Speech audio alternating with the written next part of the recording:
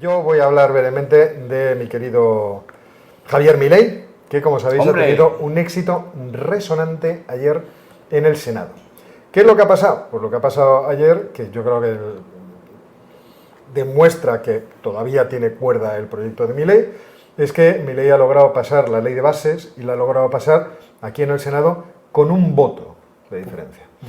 Esto con un voto de diferencia que es el voto de calidad de esta señora, de la vicepresidenta Villarruel, que como sabéis hace las funciones de presidenta del Senado por ser vicepresidenta del gobierno. Sí.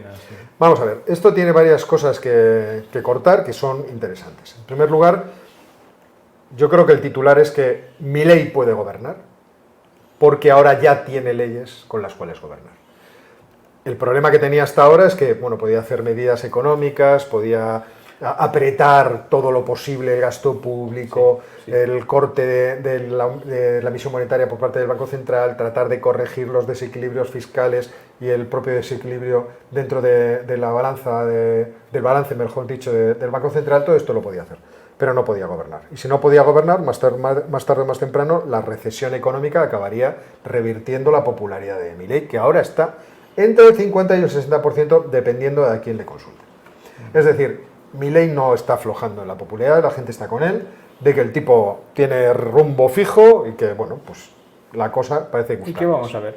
Ayer, además, fuera del Senado, pues se organizó la típica tremolina por parte de la oposición de izquierdas, con todo tipo de ataques, cócteles Molotov, que si eso tiene algo de espontáneo debe ser, no sé, un señor que pasaba por ello pasando el perro. O sea, esto estábamos esperando que pasara, seguramente pasará con más violencia en el futuro.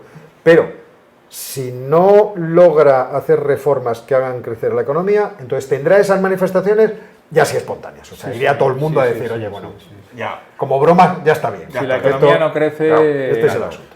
Entonces, ha pasado la ley de bases, o mejor dicho, habría que decir, ¿ha pasado la ley de bases?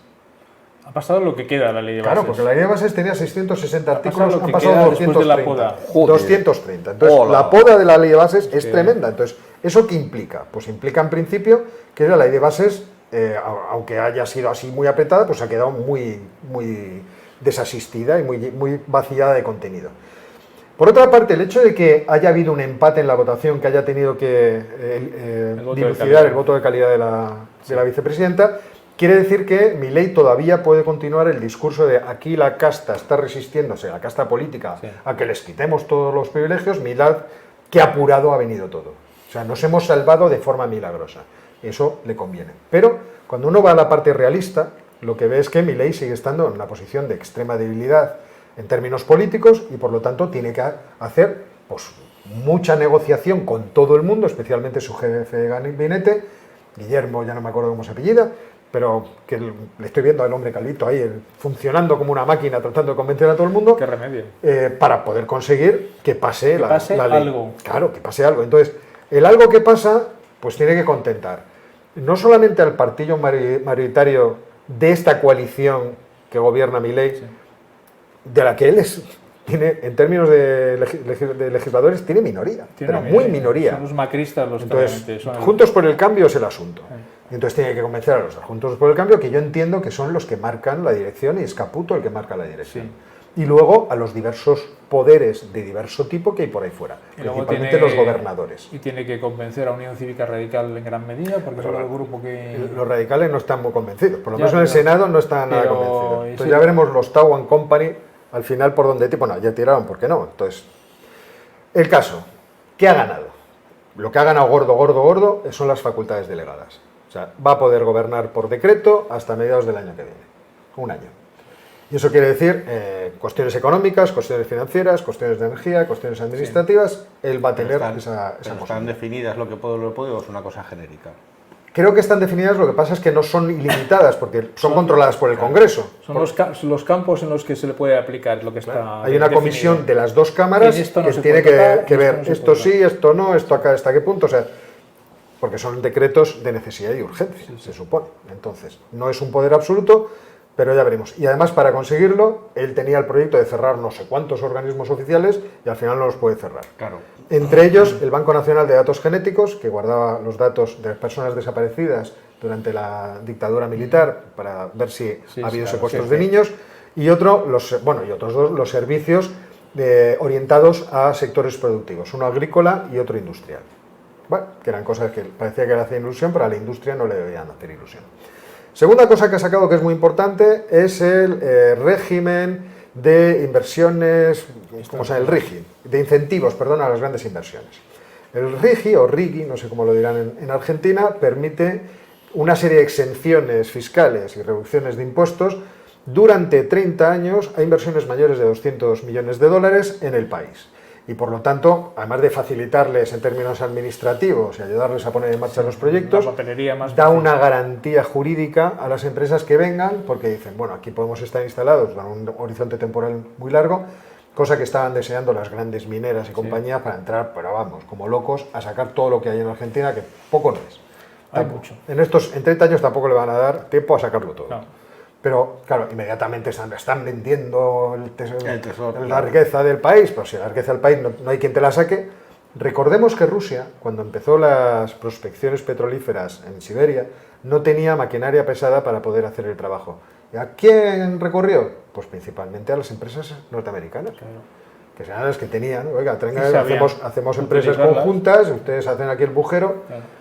Hoy estaba hablando que es una cosa, no sé, antes has hablado tú de África, me parece, en las noticias. Sí. Y de repente me ha saltado una historia mira, de Guinea Ecuatorial que No menciones Guinea Ecuatorial. ¿Qué para? Porque nos van a pedir que hagamos un a fondo de Guinea Ecuatorial y no Guinea quiero. Ecuatorial. El otro día ponía uno que tiene en Sí, Twitter te lo pedirán ya. una cuenta que se llama Mapas Estúpidos o algo así, que decía países en los que se habla mexicano. Y entonces yo le tuve que aclarar, vamos a ver, en Guinea Ecuatorial también hablan mexicano, o sea, su mapa está incompleto. Bueno, pues en Guinea Ecuatorial, ¿quién creéis que está entrando? Rusia. ¡Oh! ¡Premio para el genio de la casa! China no, porque Han hecho un acuerdo de entrenamiento de las Fuerzas Armadas, etcétera, etcétera, etcétera. Y hoy estábamos comentándolo en la tele, porque he ido a la tele, Anda. y entonces ha dicho Ferreras, es todavía más interesante, Óscar. ¿Tú te acuerdas cuando los españoles buscábamos el petróleo, pinchábamos, y nos fuimos de allí diciendo que no había? Llegaron los americanos al mes siguiente, pincharon y salió el petróleo. Y ¿Cómo dice fue eso? A ver. ¿Qué hipótesis pondrías tú? Subyace a eso. ¿Qué piensas que pasó? ¿Que los ingenieros eran tontos o que no eran tontos? Y sabían lo que tenían que hacer. De ojo, hombre, vale. Dice, no, nadie sabe, pero... Rectangular, de cierta altura, ¿no? Sí, sí, Pues sí. entonces era así, ¿no? No había transferencias bancarias, ¿no? No, no sé, yo no sé, pero a mí decía Luis Lleno de Aragonés, papelitos, ¿no? que es de los atléticos a los que más respeto, y ayer, la verdad es que qué bien sonaba el Metropolitano, aunque es curioso el Metropolitano, porque los que no conozcáis ese estadio empezó siendo una sola grada, que se llamaba La Peineta, porque era una grada recta. Para el atletismo. Entonces hace 25 años era lo único que había en ese estadio, ahí vimos a Bruce Springsteen, 4 gatos, y en la pista, porque cabíamos muy pocos. Pero ahora cuando han construido un edificio, un estadio alrededor, han dejado 2 aberturas a los lados, como en el Manzanares, Sí. para que la gente de esa grada pase frío como en el Manzanares. Y doy fe que se pasaba mucho frío. Pero qué cosas, qué tradiciones que no queréis Qué perder, bonito, es que bonito, qué bonito. yo estaba emocionado Qué bien viendo, nos lo es pasamos. increíble esta gente. 0-4 que nos metió el Madrid y 3 goles de Raúl. Me cago en voy a decir tacos. Bueno, volvamos, que nos hemos ido muy lejos. Esa era la tercera cuestión. Sí. Déjame que busque cuál era la cuarta. Las privatizaciones. ¿Qué puede privatizar? ¿Puede privatizar Aerolíneas Argentinas? No. ¿YPF? No. Tampoco. ¿Correos? Ni de coña. Ni de coña. ¿La televisión? No. ¿La radio? Entonces, ¿qué puede privatizar? Puede privatizar Intercargo, que presta servicios en aeropuertos a las líneas aéreas, y Energía Argentina, encargada de la exploración y explotación de yacimientos de hidrocarburos y el transporte y almacenaje de combustible. Es decir, Sí, eso sí. 2 empresas que puedes sustituir fácilmente por empresas privadas, Sí. el resto nada. Entonces, ¿y de ahí que puedes sacar? 200, 300 mil. Bueno, qué tontería. Yo me imagino a ver que tengo suelto y te lo Pero doy. eso o sea, en realidad es una medida para que en su caso, en el futuro, pueda privatizar más cosas si es que son públicas, cosa que no creo, porque la tendencia de Milei es justo lo contrario.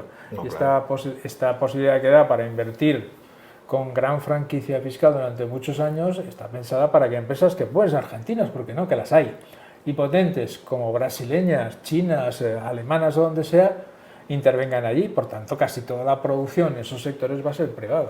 Sí, sí, literalmente. Y luego lo que ha ganado es la reforma laboral que le va a permitir pues, despidos sin indemnización, una especie de mochila austríaca, que el trabajador vaya ahorrando en una cuenta para él. Lo pase a la siguiente empresa. Lo pase a la siguiente empresa y tal.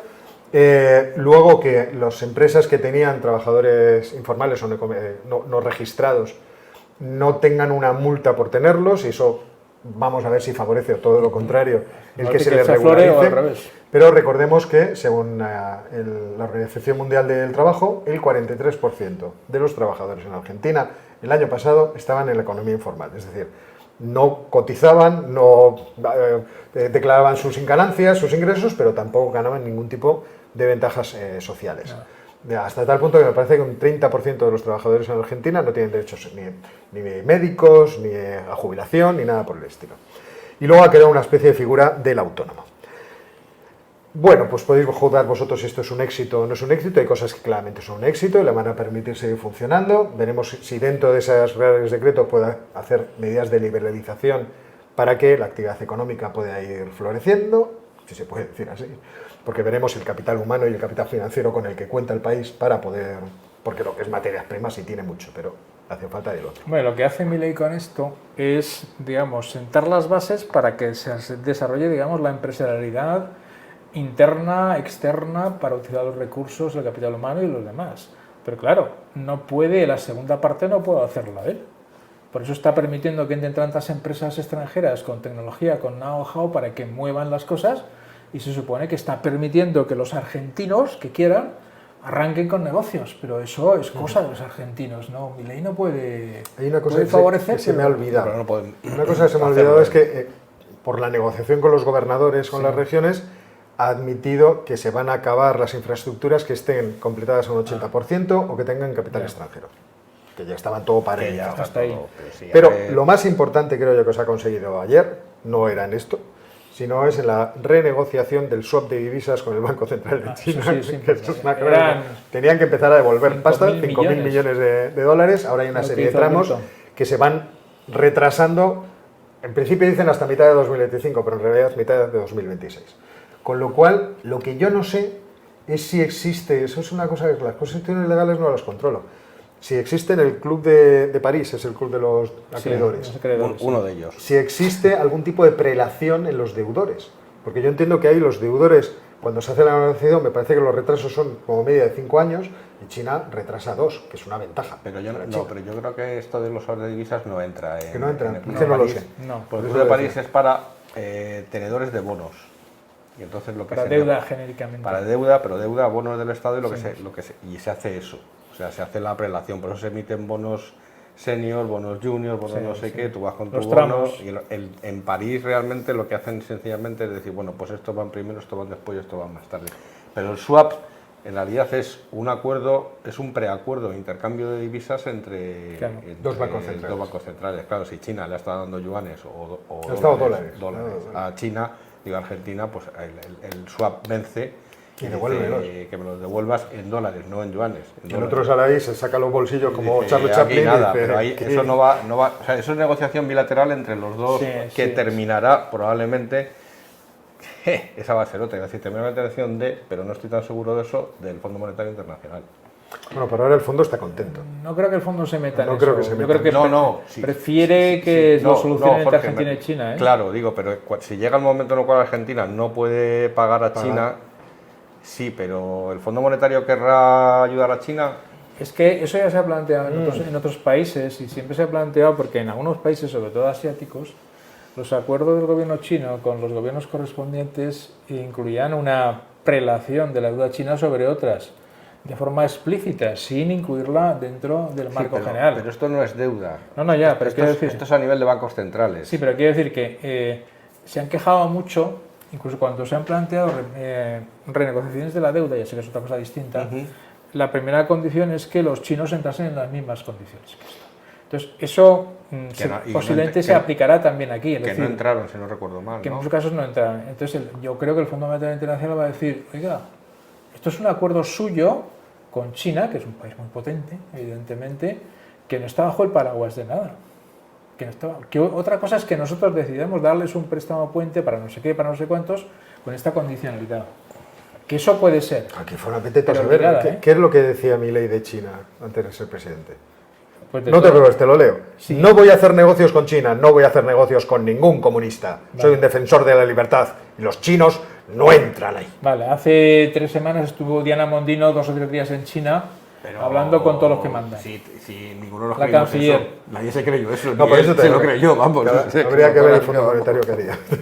No, yo creo que sobre esto en No, pero No, el no Fondo va a Monetario entrar. lo que dice Jorge tiene razón. El Fondo Monetario dirá, muy bien, si queréis que yo ponga la pasta para que devuelva el dinero a China, Parte. que China se ponga a la cola, que haga el Claro. pool el Banco Claro. Central de China haga pool con todos los acreedores, como ha pasado con otros países, con el Belt and Road, y ya Cuando le toque a los chinos ellos. dirán que ni hablar, que Claro. ellos quieren ir por su cuenta, entonces el Banco Central dirá, pues hasta luego. Por eso me ha saltado la cosa, digo, el Fondo Monetario lo mismo no le ayuda a China, pero luego es verdad, tienes tu razón, que en esos tejemanejes China, por sistema, si podía evitarlo, evitaba Claro. entrar en el, Claro, no quería en el entrar. pool. De cualquier forma, gran éxito, entiendo yo, de Milei, que puede dar la cara de que puede gobernar. Acordaos, yo no sé, lo comenté aquí en Geopolinómicos, pero a mí me comentaba un periodista argentino que cada presidente que llega nuevo a Argentina tiene una especie de momento de gracia por parte del Parlamento que le permite que pase las primeras leyes. Sí. Y luego ya le pegan en las Y a orejas, partir porque de si ahí no, ya no se puede puede. gobernar. Bueno, pues Claro. por fin ha pasado las primeras leyes y ahora ya puede gobernar.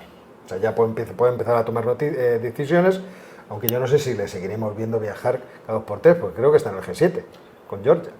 No lo sé. Sí, creo que está en el G7. Sí, sí, o sea, sí. Se ha plantado ahí. Supongo que ¿qué les podrá decir? Que la economía... Vamos a dejarlo. Y ahora, Jorge Turmo, ¿qué nos vas a contar? Perdonad, lo bueno que puede tener es que Biden a lo mejor no se duerme. Eso es lo bueno que puede tener. Pero bueno, aparte de eso, no. ¿Te imaginas? Soy el león y Biden allí. Ya te querés. No sé, el otro día le sacaban a Biden que estaban en un acto donde había música y estaba todo el mundo y estaba Biden. Que era como, Esto pinta mal. esto Esto pinta mal. pinta lo que pinta. Bueno, Jorge. Pues seguimos en el G7.